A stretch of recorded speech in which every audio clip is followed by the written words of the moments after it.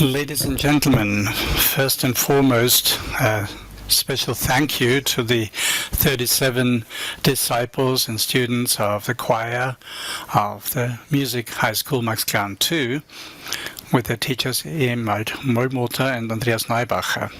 In particular, I would like to thank you for your wonderful performance. You did a great job.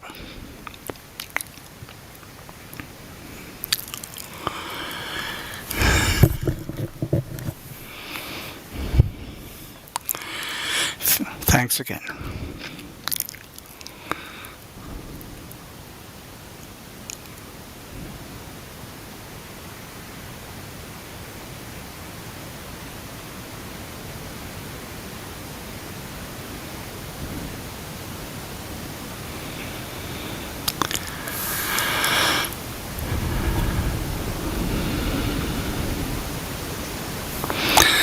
A dignified performance.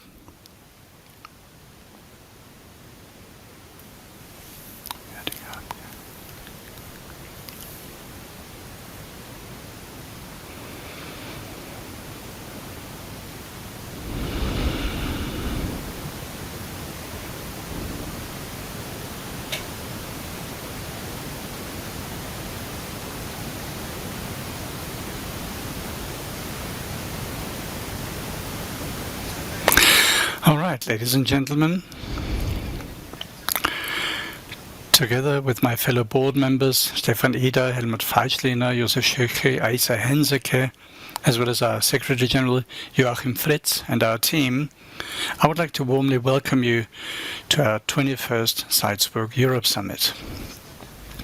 Yesterday, we were able to address several very important topics and enjoy a wonderful reception at the Salzburg residence, hosted by the province and the city of Salzburg. I'd like to take this opportunity to once again express my sincere thanks to our new governor, Karoline Edtstadler, and Mr. Bernhard Auinger, the mayor of the city of Salzburg, for this wonderful reception. Everybody really felt at home. It was really very, very beautiful. Thank you very much again.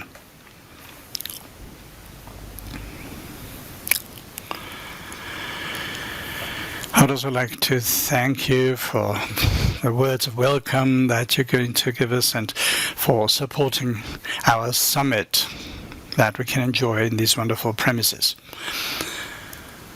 Maybe it's a bit easier for the city of Salzburg because I believe that our summit is now part and parcel of the Salzburg conference life. And I think the large number of participants today goes to show that we are on the right path. We have 2 exciting and hopefully interesting days ahead of us. If you take a look at our program, we have endeavored to include the most topical issues in our agenda. An infinite number of things have changed fundamentally in recent years, which no one could have anticipated. We thought that for this year's Salzburg Summit, we'd choose a motto which is not so negative and depressing. And we would choose the motto Europe and Hope. So to what extent we have reason to hope, well, remains to be discussed here. But anyway, I do hope that the future has bright things in store for us. Even though we are facing major challenges, there are also major challenges for governments in Europe. The opposition parties have easy play, and it's also easy pickings for extreme populist and Eurosceptic fringe groups. We have taken up an issue, and I'm very sorry about this, that it wasn't really dealt with sufficiently, namely 30 years of Austria as a member of the European Union. And I will come back to that in the following. I'm very pleased that we have been able to organize a really wonderful panel to discuss this. Another important issue is the accession process of the 6 Western Balkan states, Ukraine, Moldova, and Georgia.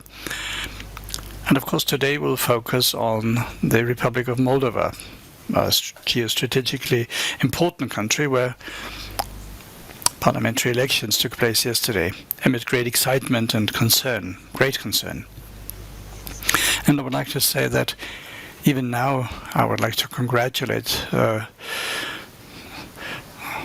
Maya Sandu, who really fought hard and who never gave up.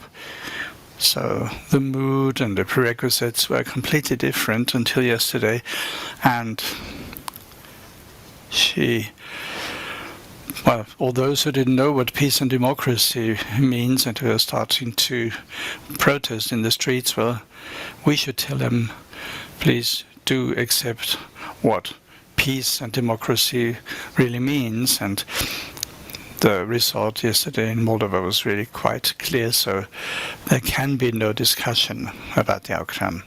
And that's another point where I'm saying, well, we need hope in Europe, because this result will give us hope that there can be positive outcomes. And this is also an appeal to all of us to make sure that we now support people in Moldova. We give them our support to make sure that people see that they didn't make the wrong choice, that they voted for the right party. And I'm very pleased, ladies and gentlemen, that today we have the Deputy Prime Minister of the Republic of Moldova, Kristina Gerasimov, who insisted on coming, but of course due to the events she couldn't come in person, so she will be connected online and she will be reporting about the current events in Moldova. So once again, congratulations to people in Moldova for their election results.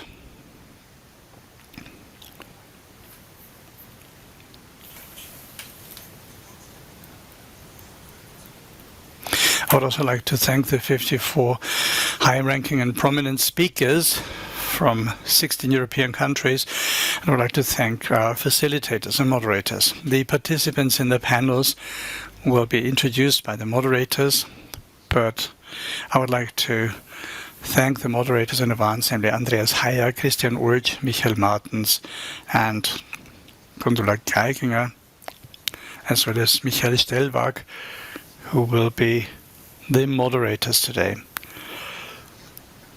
Ladies and gentlemen, of course, I cannot welcome everybody in person. I would like to do so, of course. There's so many friends, well-known acquaintances, patrons, sponsors. So I'm very pleased that so many members of the Institute of the Regions of Europe are present. 181 members in all our member countries all over Europe. And we have many patrons and sponsors from business circles, and I would like to thank them for the support. But there are a couple of people I would like to welcome, in particular the governor, the mayor, whom I already welcomed, and I would also like to welcome the Austrian Commissioner, Magnus Brunner. And please do not give everyone a round of applause. But when I give you the green light, please give a round of applause to everybody I'm mentioning here now. So I'm very pleased to welcome the Austrian Commissioner, Magnus Brunner. We also have Claudia Plackholm, the Austrian Minister for European Affairs, the Hungarian EU Commissioner, the former Commissioner, and Minister for Regional Development and Public Administration, Tibor Navracic, will be with us. He will be here for an interview. And we also welcome the new Minister of Finance in Romania, Alexandru Nazare. And warmly welcome the Albanian Minister of Foreign Affairs, Igli Hassani, who was the Minister of Foreign Affairs until a week ago. He's now the chairman of the Foreign Affairs Committee of the Albanian Parliament. I'm very pleased about the fact that my dear friend, the Deputy Foreign Minister of Bosnia and Herzegovina, Josip Brkic, is with us, and the Deputy Energy Minister, Orkan Selanov from Azerbaijan. And I'm particularly pleased to welcome our former Federal Chancellor, Wolfgang Schüssel, for joining us today. Thank you for coming. Even though it's a little late, I would like to congratulate you on your milestone birthday. So all the best and a warm welcome here in Salzburg.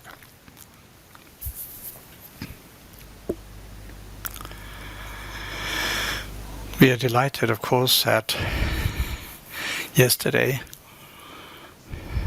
we received a video message from the former Federal Chancellor, Dr. Franz Vranitzky, and I have to tell you right away that I'm very pleased that he sent us this video message. You will see why. Unfortunately, he had a skin treatment in his face, and you will see in the following why I'm telling you that. He's doing fine, but of course he does have some visual appearance problems. But anyway, I'm very pleased that he sent us this picture. It doesn't look very good, of course, so I'm very pleased that he did send us this video. I'm also very pleased that the two former EU commissioners, Benita Ferrer-Waldner, the former foreign minister of Austria, and Johannes Hahn, are with us. And I'm also very pleased that the former Austrian Federal Minister, Maria Rauch-Kallert, is with us. I welcome all the members of the IRE, in particular the regional presidents and mayors who are present from many European countries, the presidents of parliaments and representatives of cities from all over Europe are here today. The president of the parliament of the autonomous region of Vojvodina will be with us, Balint Juhas. And I would also like to welcome a dear friend and visitor of our summit, the vice president of the Bavarian State Parliament, Markus Rinderpacher. So thank you very much for being here. The Bavarian Secretary of State, Tobias Gotthard, will be joining us. We have many representatives of regional and national parliaments here. And of course, I must not forget the many ambassadors of, I think, at least 11 European countries, as well as numerous representatives of the consular corps who are with us today. And I would like to thank them very much for their constant and unwavering support. Without all of them, our foreign activities could not be conducted properly. So I would like to thank all of you once again for coming in such large numbers to our 21st Salzburg Europe Summit. And of course, I saved the best bit for the end. I'm particularly pleased that we have more than 300 school children here, thanks to connection with our schools. So I'd like to welcome you in particular, because we're doing this for you. This is about your future. It's about creating a European future in peace and freedom. Thank you very much, and thank you for being here.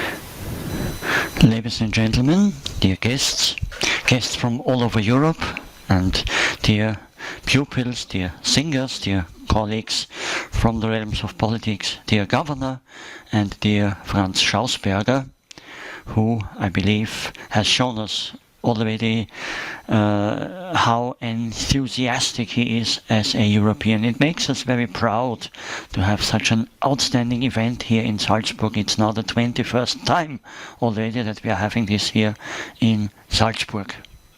700 guests from 25 nations. This indeed is something particular and special. As regards the content of this event, it's more topical, more relevant and more important than ever before, because a positive European dialogue is something we can all only benefit from. And in particular, Franz Schausberger has said it already, now where there is war in Ukraine, and the ambassador of Ukraine is here as well.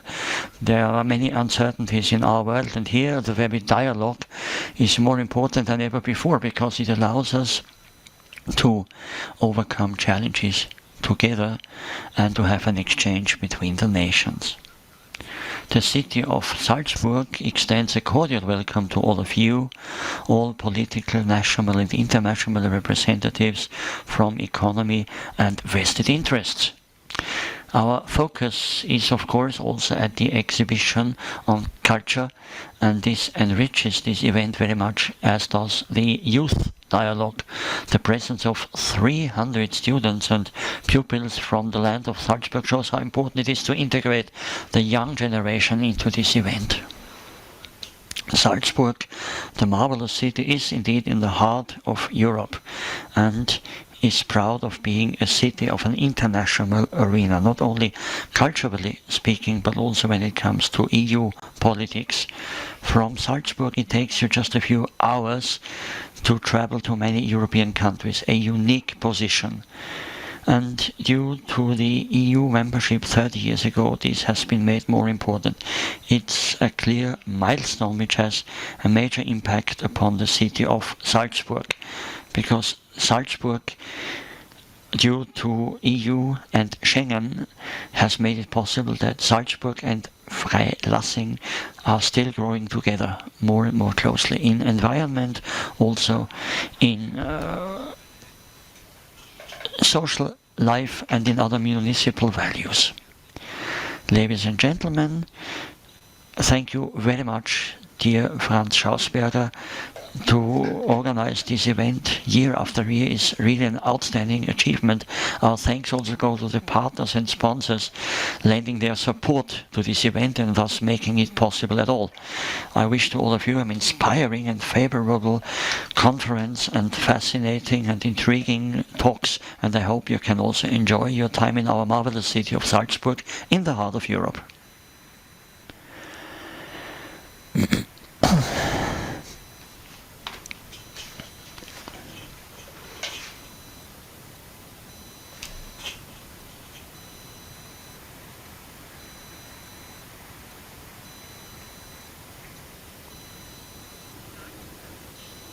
if a conference starts in such a marvelous way with full of swing, you can always be sure that you are in Salzburg.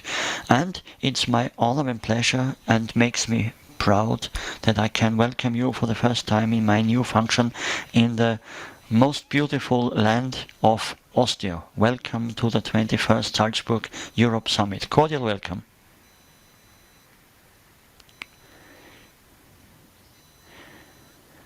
Dear commissioners, dear Wolfgang Schüssel, dear ministers, active and past excellencies, dear mayor, and in particular dear Franz with your executive board and team, thank you very much for having organized all of this once again in a perfect manner as usual. Thanks also for always inviting the youth.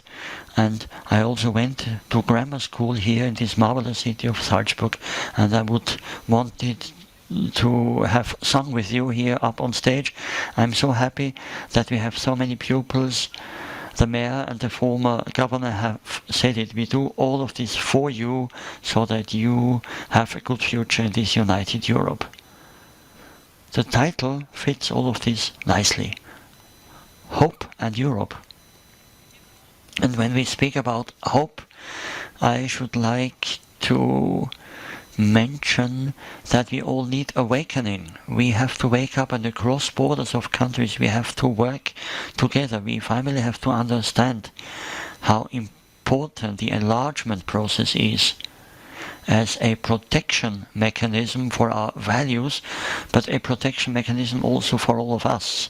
And so that finally we have a defense and security strategy which we actually can implement and have a position towards China and the US, and also a survival in peace. It has been said before. Yesterday we had parliamentary elections in Moldova, and I remember very well when I was allowed to meet Maya Sandu during a cold era.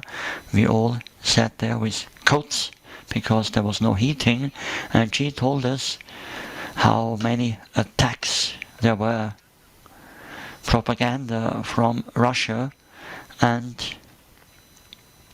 you also see that the parliamentary elections now have shown us that the absolute majority indeed now also has been held. That's indeed something particularly important.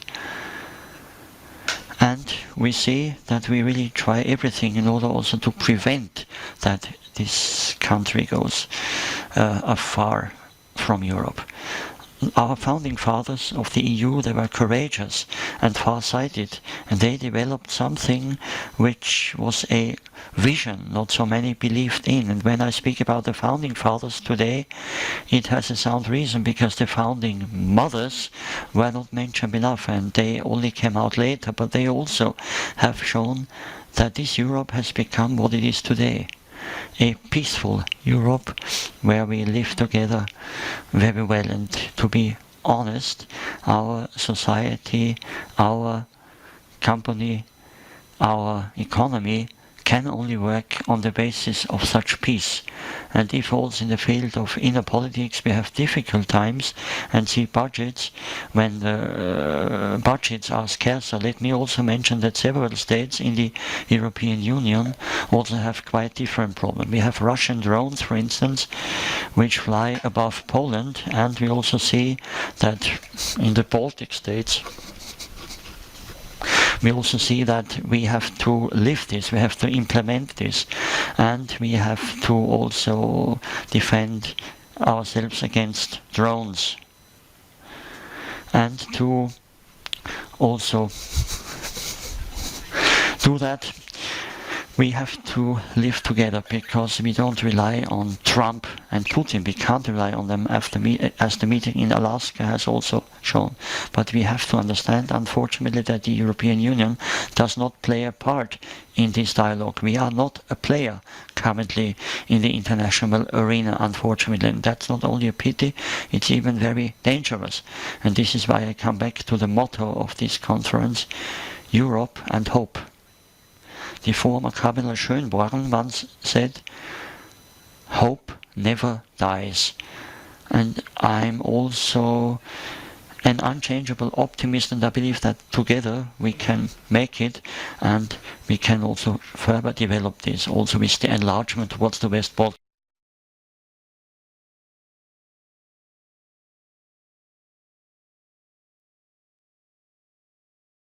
And then at the end of the of 30 years of Europe,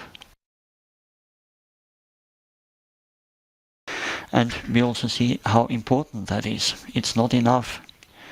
And also in Austria there are many parties trying to even divide people further. And that's dangerous, because here again we see that the European Union is presented as someone creating division and separation. And this has to be countered. And this hope, I believe, should mention once again. And we have so many pupils here, so many politicians which come together in order to have an exchange as to what the recipe for the future can be, because without peace everything is nothing. And so I wish to this very summit an excellent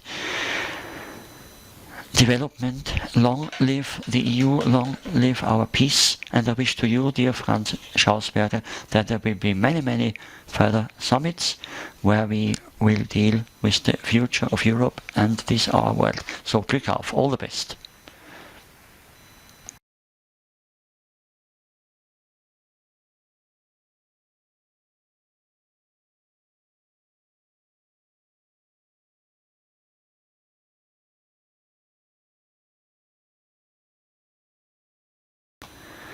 Good morning to all of you. I'm Andreas from ORF, the Austrian broadcaster, Salzburg, and we have now the first round here within the EU. But before I introduce you to my guests, a video message, as Franz Schausberger has said already. Please don't be frightened. It stems from the former Chancellor Franz Vranitzky, and he had a superficial skin treatment and doesn't look so nice. Can we have the video? 30 years ago, the Republic of Austria joined the European Union. There were many ideas why we wanted to do so. Economic policy, financial policy, also tourism and energy, and many other ideas of the like. But let me remind you of the fact that during that era there still was Cold War. And the world in Europe was divided, had two parts. The so-called free West and the so-called communist East. It was also very important to know that, because in many countries there was always the necessity to bring out clearly that we Austrians were part of the West in that division. And that's why the step to become a member of the European Union was so important, and was also an intended and clear message, a declaration of the fact that we clearly belong to the West. This, of course, has been a success. We knew that after the end of the negotiations for accession with Brussels and the then negotiation partners, that apart from a favorable negotiation result, we would have a necessary constitutional decision in Parliament. But since such a major step like an accession to the European Union required a total change of the Austrian constitution, due to the constitutional rules, it was also necessary not only to have a decision in Parliament, but also a referendum. The referendum obviously was a clearly political mission, and the federal government of Austria, the two parties having carried it, Social Democrats and People's Party, they more or less had to organize kind of an election campaign in order to win over the population and convince them to say yes to such accession. That political mission was a success, as we know, and 2/3 of the Austrian voters then allowed the federal government to actually negotiate for the real accession starting January the 1st, 1995. Let's jump back into today's arena. Today, the European Union is much more than an internal market, is an economic area with a common currency, has trade regimes and foreign trade relations as the European Union, and still is very active in this field and even enlarging. However, among the changes which politicians have to face, there are two major challenges. One of them consists in the fact that everyone saying yes to this project of the European unification always have to work upon getting the support of the population so that this project can be further developed and can be kept alive and has a life of its own. On that, some major aspects have to be said. Let me just mention, for instance, the right dosage of bureaucratic rules and regulations, the right dosage of decisions which eventually then have to be carried by the European population, carried and accepted, and so on. So we could say that actually it's a normal political governmental process, yet on the European and not national level. This challenge is huge. And alongside with that, one should, from my perspective, reflect on how intentions and how implementation is brought about, and should it still be the principle of having unanimity for important decisions, or should one work on also having some majority decisions? That's a very important enterprise, because we cannot just say that certain regions cannot see their interests respected. Everyone has to be heard and integrated. And the second major part, which is much more important, is that we Europeans can not discard the fact that different principles of order which had applied so far due to major events do not exist, like this any longer. So this is, for instance, the relationship between Europe and the US, and due to political events in the US has changed considerably. From the European perspective, it isn't possible any longer to dream of the era of the Marshall Pact or plan, where there was a well-functioning relationship between Europe and the US based on mutual trust. The American national policy has now been embarking upon new principles, and they also pursue them, even against Europe. And to this we add that it's not only relationships to the US, it also means that the successful countries of this world are also quite important when it comes to certain evolutions.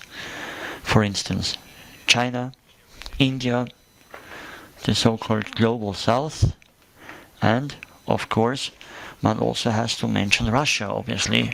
And this takes me to the next idea, which is the events of war. It is not any longer kind of a global order and global peace. It's rather a global disorder. Why am I saying that with so much emphasis? I say it because this means that we have a clear mandate. We Europeans, we have to bundle our forces and energy even more, and we cannot tolerate to be just swept away by the big players, economically speaking, and also in technological development. You just consider the electronic revolution, internet, AI, and you name it. And let's also think of inner and outer security of our existence, of our lives. And for very long we were not faced with such events which had considered us. So this is indeed a mandate towards all of us to work and be together in such a way that in the conflict with these forces which can be felt worldwide, we play a part and are not only a passive free rider, not only the suffering part, and cannot determine our own fate. But in the final analysis, this also is a call upon the younger generation. The question is, what is the asset for the young as to European integration? That's the wrong way of asking the question. The right question would be, what does the young generation do with the integration project in order to secure their own future? This is a huge task indeed, a tall order, but an order which has to be solved. And the younger generation is certainly also available for that. And this, from my perspective, is one of the most important steps of all of us. When we consider the 30-year membership of Austria in the European Union, this is also why we are reflecting on all of this once again. Let's think of the past as a good springboard for the next few steps for the younger generation, and eventually also in favor of the future of our continent.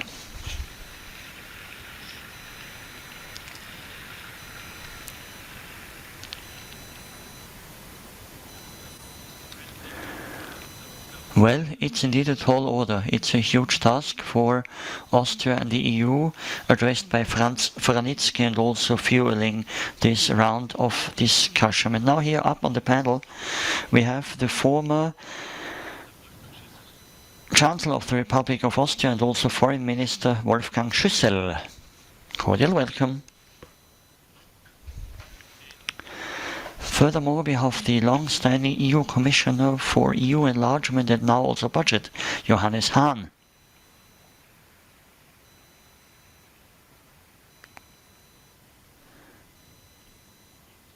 And the Director of ORF Salzburg, Waltraud Langer. She was correspondent to Brussels and always reported from there during the accession, and she, of course, is indeed a contemporary witness. And before we now go over to the challenge and the glance into the future, which we have to do, and where also the future panels will have enough time, I believe, with a view to the many pupils, it's important to also look back, because that accession of Europe was not natural, was not obvious. It was difficult even then, because Austria was not so happy, and also the negotiations were a bit difficult, as you certainly know, because you were on the team then, Wolfgang Schüssel. Thank you very much. Indeed, I was then Alois Mock's deputy in the negotiation team as a Minister of Economy, and we have to glance back a bit. It was not a short period only of negotiations. I say that also towards our friends from West Balkans, Ukraine, Moldova, Georgia and others. For more than a quarter of a decade, Austria's intention had been to become a member of the European Community, or the EEC as it was called then. And for many reasons it wasn't possible. The Italians had a veto against us because of South Tyrol, because of the attacks that had existed. The French were not happy at all. And Franz Vranitzky, for instance, once told me, because when I was Minister of Foreign Affairs, he was Federal Chancellor of Austria, and he went to Paris 3 times in order to resolve France's resistance. And at the 3rd time, the then French President Mitterrand told him,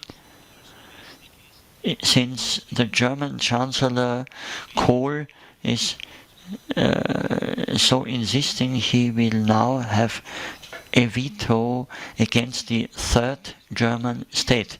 I mean, that's indeed something which you should never call Austria. It was the German, it was the GDR and BRD and then Austria. And I will never forget when we ended the negotiations, all 12 member states, everyone had 2 chairs in order to celebrate. 2 chairs remained empty. France, they even didn't come for the final ceremony.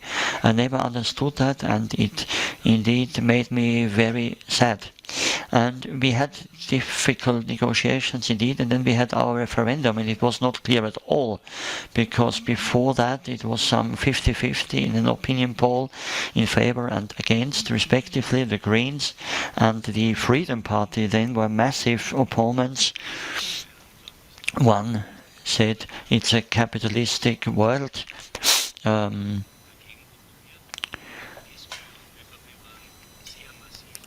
Intention, and others were very clearly in favor.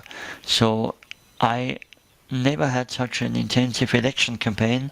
Some spoke about conspiracy even, and then with 2/3 majority, sensational result, we won the referendum. The other member states, the other candidates, Sweden, Finland, Norway, they asked us, please, you go first. For us it will be even more difficult in our referendums, and that's how it was. We had 2/3. In Finland it was about 60% only. In Sweden a bit more than 50% only, and in Norway they had said no. And until today they are finding it difficult because of fishery, which is a mere question of economic policy. So for us then it was an incredible story, and I'm really a dinosaur, 80 years as old as the Republic. I always look into data and facts, and since then, for 30 years now, our economic power and the GDP has tripled. Our export now is 5-fold what it was, the foreign investments into Austria 10-fold what it was then. Today we have 1.5 million more jobs. So economically and politically speaking, that was indeed a major asset and achievement for us. We are now in the center, and today's union is also a different one, because today it's much more intensive and much more tense than today. We will come to back this. Waltraud Langer, you then as a correspondent were part of that, and you had a crucial role also in the election campaign of Wolfgang Schüssel, and information about the EU, it was indeed also necessary, because also in politics then it was not clear to everyone what would come with this European Community. Yes, there were a lot of fears, there were a lot of worries. There was zero information. There were no expectations. Often I felt like I wasn't a journalist. It's like I was an elementary school teacher explaining to children, school children, what's happening. Günther Schmidt back then was the head of the Brussels office. There was a regional government from Austria, and he said, please explain the EU to me. Well, a lot of tasks. And you mentioned Helmut Kohl. he was a very important proponent in favor of EU accession of Austria. He spent 30 years in St. Gilgen and Wolfgang See. He really supported us, and as of July of '89, well, we wrote our letter of accession, and then came the fall of the wall in Berlin, the German reunification. There were fears that a huge bloc would develop, and of course France had some reservations. Johannes Hahn, back then you were in the Vienna Municipal Council. So did you have to have somebody explain the EU to you, or was it clear to you what a success model was heading towards Austria? In the 1980s, I was very active in the young conservatives, the young ÖVP, the People's Party.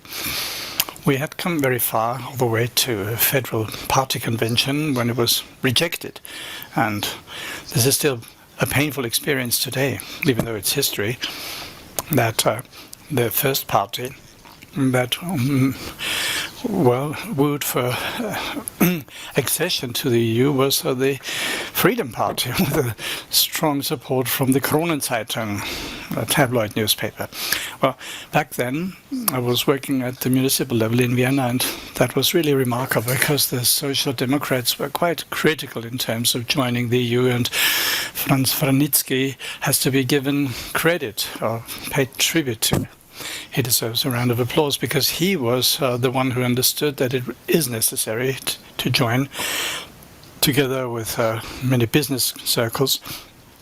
And the Vienna Social Democrats back then sent 2,000 party officials to Brussels in order to drum up the mood. And that was a real game changer because they came back with a Damascus experience. They were all of a sudden converted into enthusiastic Europeans.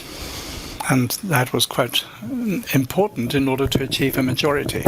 And so we can say that what was successful back then should also be continued today. So I would be very pleased if we could finally manage to organize an event where all students not only go to Vienna once a year, but maybe to go to Brussels or to Strasbourg. This should be part of the school education. Maybe a little anecdote that I would like to share with you on the Social Democratic Party. Johannes, the Minister of Women's Affairs, was in Brussels during a press conference, and I could tell that she was a bit, grumpy, and I asked her, "Do you like the EU?" And she said, "No." So for the Social Democrats, there was a lot of work that needed to be done. Let me talk about the election campaign. Johannes Hahn mentioned it. The Freedom Party was the first one in favor of EU accession. But then, when we did join, well, there was a phenomenon that we know all too well. Populism came in with the young Jörg Haider, who then was your coalition partner. He was against the EU accession. So they said that, there's maybe a parasite in Spanish yogurt that could still wind up in Austrian supermarket shelves. Well, that was the populism of Jörg Haider, and I knew him really well because for 30 years, we had parallel careers.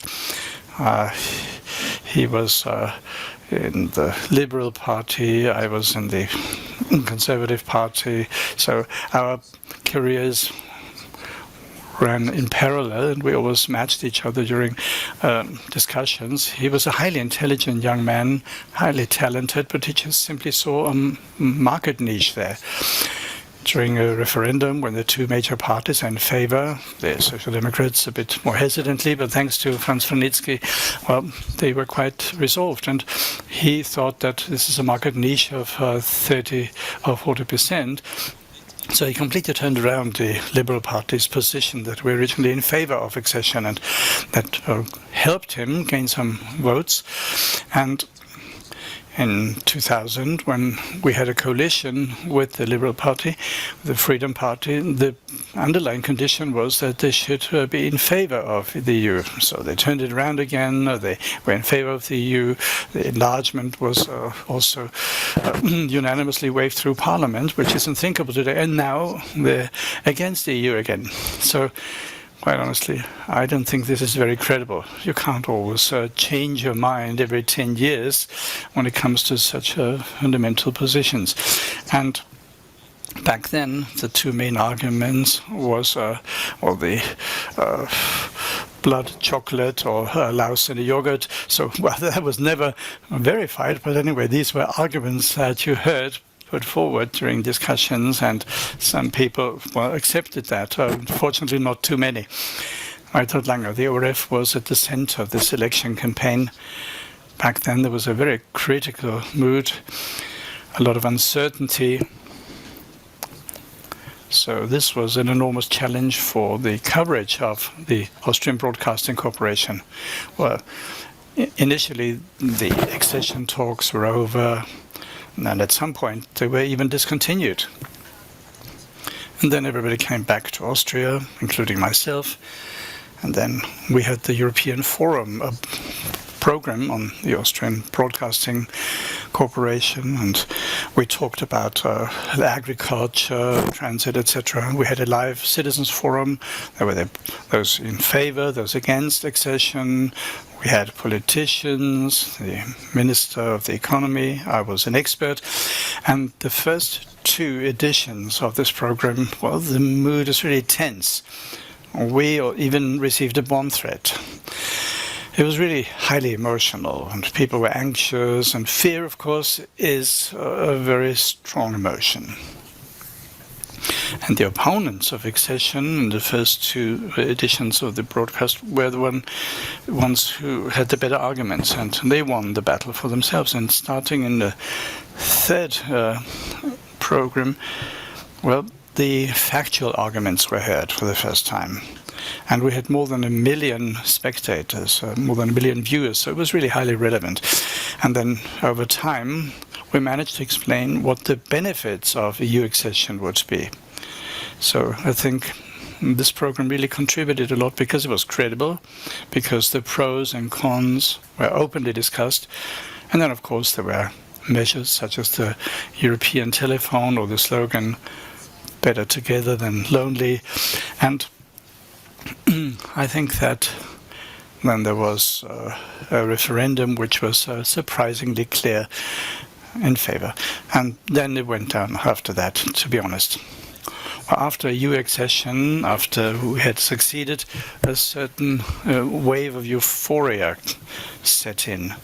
This was something new, and there were a lot of hopes initially. But that came to an end, a sudden end. All experts agree.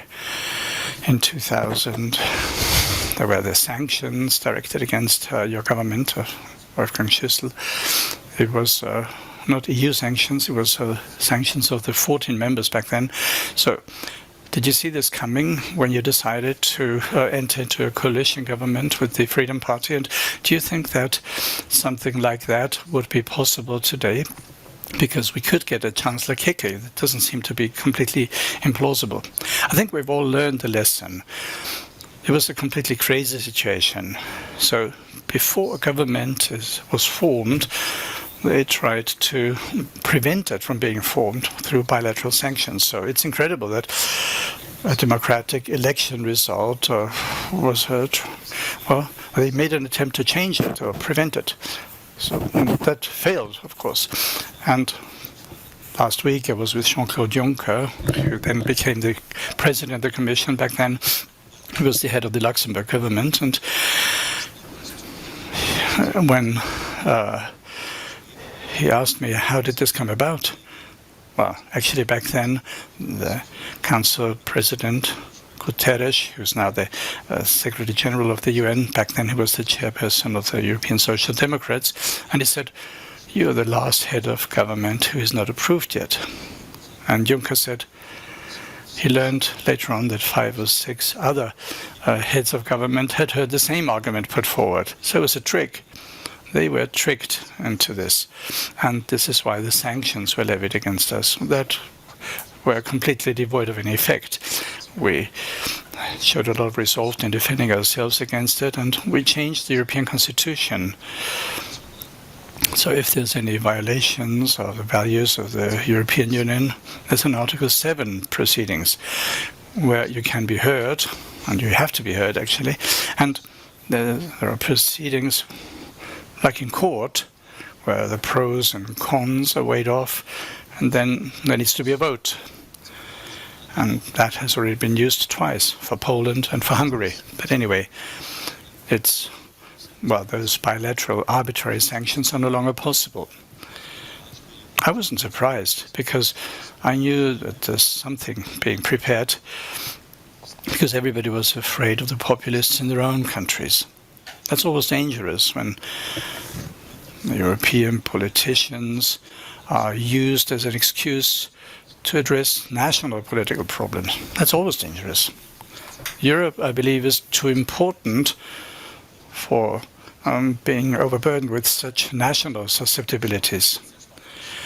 Well, these are very interesting stories. We could dwell on that for a long time, but I would like to come back to the present time and current developments, also referring to the video message of former Chancellor Franz Vranitzky.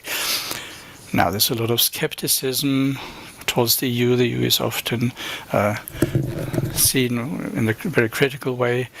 Its further development is often slowed down due to the principle of unanimity, as former Chancellor Vranitzky said. And he said, maybe we need more majority decisions. The Europe of two speeds was referred to. Johannes Hahn, you were skeptical in terms of that. How do you view this? Do we need a Europe of two speeds in order to make progress? Well, let me correct this. Yes, there is a certain skepticism, but let me put it this way. If you take a good look at the surveys, you will see that in Austria too, and we are in the upper third of this ranking, there is a strong support for membership in the European Union because people do understand instinctively what the value added is of being a member. Of course, there's a certain skepticism as well, because as long as we didn't have EU membership, 8 federal provinces could complain about Vienna. Now they can all complain about Brussels. And that, of course, takes a while to take effect. So talking about Europe means to deal critically with Europe. But don't say that the successes were achieved here at the national level and the failures were produced in Brussels. I think all those in charge of public discourse, not only politicians, the media, the scientists, representatives of companies, they all have an equal share to contribute to this. And I think we need to work to develop majority decisions.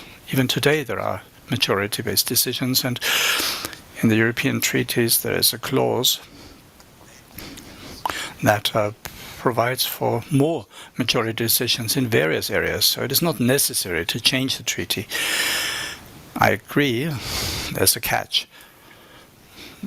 Of course, if we move away from unanimity, there needs to be unanimity about this decision to move away from unanimity. But where there's a will, there's a way. And I'm still skeptical when it comes to this Europe of two speeds.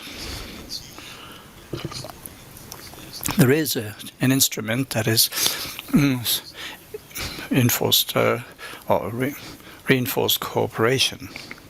So if 2 member states agree on a subject, then they can continue this cooperation. And of course, this always harbors the risk of all kinds of constellations without anything that these countries have in common. But I would not exclude that, if necessary, this tool of reinforced cooperation could be used, especially when it comes to defense or when it comes to energy policies, etc. So we need to use this judiciously. But this could be a tool in order to escape from this standstill. There's another topic I would like to address. EU accession came after the fall of the Iron Curtain. Franz Vranitzky said it. We clearly declared that we belonged to the West. The West had won back then, so Europe, and what the EU and the US stands for, well, we had won. That was the predominant feeling. Do we need to continue the friendship with the US in light of the current tariffs and also the conflict between Russia and Ukraine? So does this friendship or this relationship need to be reassessed? Well, I wouldn't give it up, because it is a good idea if Europe continues to be one of the major communities. We have 450 million inhabitants. The Americans have 350 million. The Chinese and Indians have more people. But anyway, we are still one of the big players on the global stage. And I would not give up any relations. I wouldn't stop negotiating with the Chinese either, as the Americans seem to want from us. We need to learn one thing, and that's important for young people. Today, we're in a situation where we need to take a good look and make sure that we don't become too dependent on anybody. We in Austria, we were too dependent on Russian gas supplies. Today, we are too dependent on chips being provided by China or certain industrial goods coming from China. We depend too much on American technology. If Microsoft were to shut down its operations here, then we all have a problem. The fridge won't work, the sat-nav won't work, the automatic bank teller won't work, so we need a European cloud. If you have a satellite up in space, that'll be the future. I don't want to depend on Elon Musk or the Chinese. There's an Austrian startup, by the way, ESA Aerospace. Daniel Metzler from Vorarlberg. He's in the process of launching a few missiles in this respect, a few rockets to take up satellites. So we need to find partners all over the world. Free trade, Mercosur, India, Japan, Indonesia. But we should not be naive and be dependent too much on other forces. I think that is the lesson we need to learn today also in the war in Ukraine. For 30 years, we received a peace dividend of 2,000 billion euros, and we invested in our social welfare systems. That's great, but this phase is over. We need to be able to defend ourselves, and we need to rearm. Are we ready to defend ourselves? Are we ready to fight for values, for freedom? That's the decisive point. And the young people need to come to the fore here.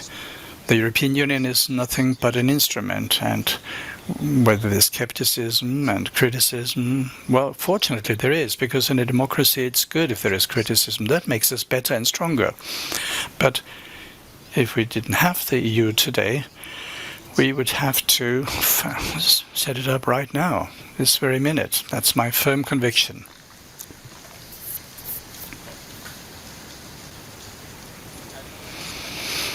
I think we should also discuss defense separately, because currently there are headlines of drones and attacks on airports.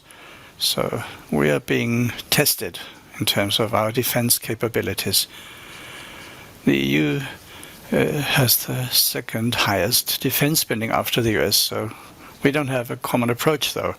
Johannes Hahn, do we need to develop this more quickly, maybe even at 2 speeds? Well, let me underline what Wolfgang Schüssel has just said. I think the lessons that we can learn from the recent past are de-risking and not decoupling. So don't sever ties. But what's often done in business circles, well, de-risking, diversification, diversify the risk. Well, we didn't do this in politics. So we retreated to our comfort zones, for decades, cheap energy, cheap technology. We were protected by outside forces, and all that does no longer apply. So we need to stand on our own 2 feet, but we can only do this together. Just imagine, everybody here in the room, imagine how each individual member, each delegate here, if we all were to individually negotiate tariffs with the US. Well, together we're strong, and I think we could, well, maybe oppose them a bit more than we did. But anyway, that we are a political and economic union that acts together, that shows our strength. And something that's really important in the national discussions, when there are additional tasks to be delegated to the European level, that's often perceived a loss of sovereignty. But it's a gain in sovereignty for each individual country, because where would Austria be with its 9 million inhabitants in a global discourse of 8 billion people? But at 450 million citizens, well, we can shape opinions and decisions, and through the union we can also play a global role. And yes, in defense matters, well, it is true, when you add up the various defense budgets, we are not doing that badly. But of course, the effectiveness is directly proportional to what we put in. And of course, Airbus 2.0 in defense, well, it's not going to work. Things have come too far for that. But what we could and should do is to enter into corporations between the various defense companies, to have joint developments, coordination, also in terms of communication technologies.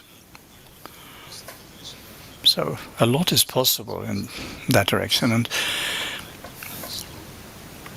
today, when it comes to the availability of weapons, well, we are subject to blackmail. You may be blackmailed or may not be blackmailed. Whether we like it or not, that is something we need to do something about in order to become more independent.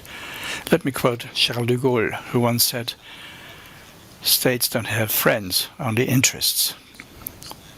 I think we should remember this. Also, as Europeans, we need to define our common interests, pursue and defend those interests. Claudia Plackholm, well, she's just arrived, and I would like to enter the last round of this discussion. We are talking about Europe and hope, and in view of the many students here in the room, they heard that it's never been easy and it's not going to get any easier going forward. But is there reason for hope? What can you tell them? I think the real hope, or let's call it optimism, I prefer that word. I wrote a book about this. I'm not advertising my book here, but anyway, what should give us cause for optimism is that we have good education systems, we have good health systems, we have good institutions, freedom and democracy. May not be perfect here, but we have freedom and democracy at a level of quality that's acceptable. And we don't have this anywhere else in the world. Where else should people flee to? Where else do we have such freedom and values that are so important to us? Where else is it so well realized as in Europe? And young people, I hope you are better educated than we've ever been. You have so many opportunities today, from Erasmus, traveling, language skills, etc. It's incredible. If I take a look at my grandchild, well, she has wonderful school books today compared to what we had. So our hopes are placed in young people. And actually, it is the old people who rule. An almost 80-year-old in America, more than 70-year-olds in India, in China, in Russia.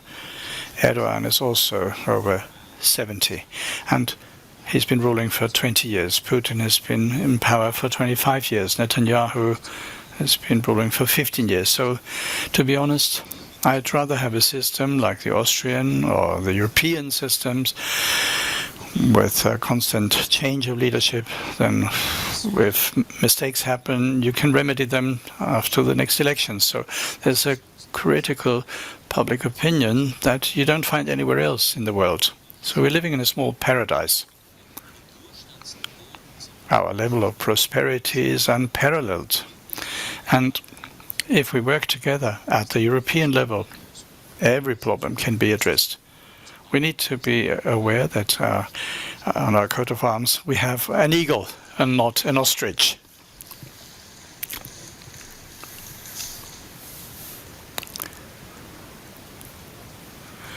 Waltraud, what would you like to tell our young people?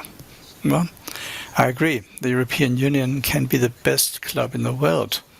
And a country such as Austria is already part of this club. But of course, it's up to all 27 member states to cooperate, to pursue common goals. So we need to be aware of that. And we need to ask everybody to contribute, of course.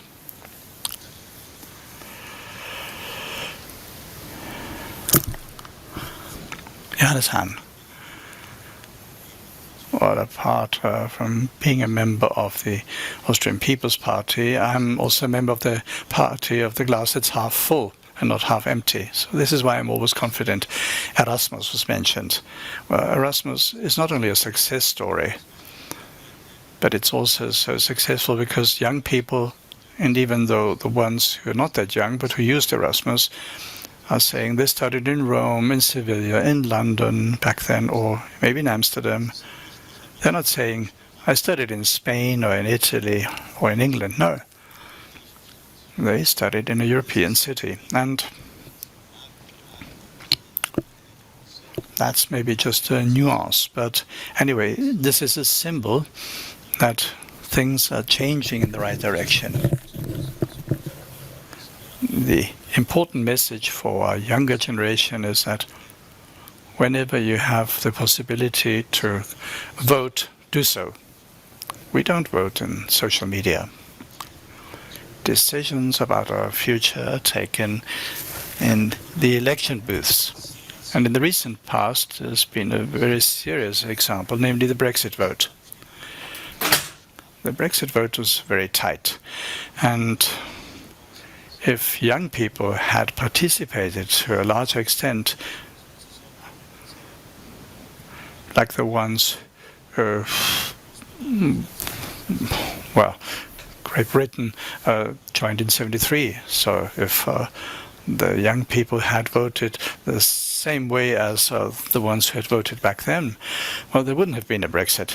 So the old people blocked the young people's futures. But the young ones are also to blame because they didn't participate in the vote. And that should be a lesson to them.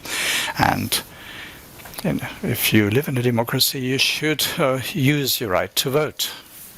You should make use of this right. If you don't shape the process, others will be doing that for you, and maybe not in your interest. So whenever in the coming decades you have the chance of going to vote, then please make use of your right to vote. Raise your voice and do vote.